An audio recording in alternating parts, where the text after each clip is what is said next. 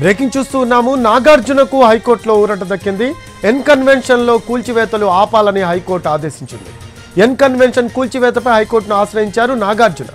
హైకోర్టులో house motion petition కూల్చివేత ఆపాలని వేశారు నాగార్జున. అయితే దానికి కోర్టు కూల్చివేత ఆపాలని ఆదేశించింది. దీనికి సంబంధించి లేటెస్ట్ అప్డేట్స్ మా క్రైమ్ ఇన్పుట్ రైటర్ రమేష్ వైట్లని అడిగి తెలుసుకుందాం. ఫోన్ లైన్లో అందుబాటులో ఉన్నారు. రమేష్ వైట్ల, నాగార్జునకు హైకోర్టులో ఊరట దక్కినట్టు తెలుస్తూ ఉంది. ఇప్పుడైతే కూల్చివేత ప్రక్రియ అయితే పూర్తయినట్టు మనకు సమాచారం. సో ఎలా ఉండే అవకాశం ఉందంటారు?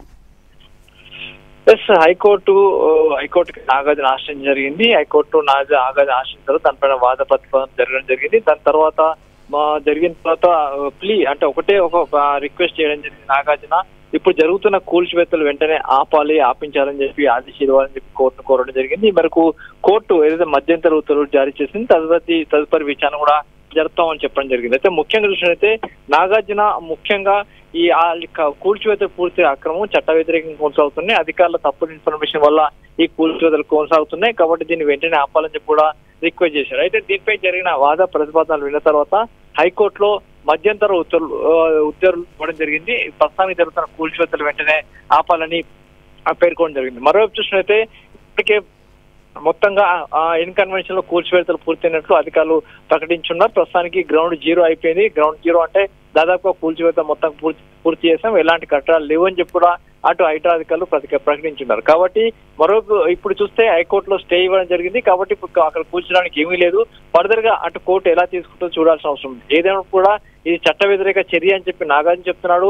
ఇది చట్ట వ్యతిరేకం కాదు, మేము సజావుగానే సక్రమంగా చేశామని చెప్పి ఇటు హైడ్రా అధికారులు చెప్తున్నారు. ఈ ఇద్దరు వాదనలు విన్న తర్వాత హైకోర్టు మొత్తం ప్రస్తుతానికి ఆ కట్టడాలను కూల్చివేసాన్ని ఆపాలని చెప్పి కూడా అటు మధ్యంతర ఉత్తర్వు నాగరికి ఊరట ఇచ్చినట్టుగా కనబడుతుంది. కానీ ఫర్దర్ గా మాత్రం హైకోర్టే గతంలోనే చెరువుల్లో ఉన్న పుడికలపైన ఎట్టి పరిస్థితుల్లో ఉపేక్షించొద్దు, చర్యలు తీసుకోవాలని చెప్పి గతంలోనే సుప్రీంకోర్టు హైకోర్టు ఆదేశాలు ఉన్నాయి. దానికి అనుగుణంగా ఫర్దర్ గా ముందుకెళ్లే అవకాశం అయితే కనబడుతుంది.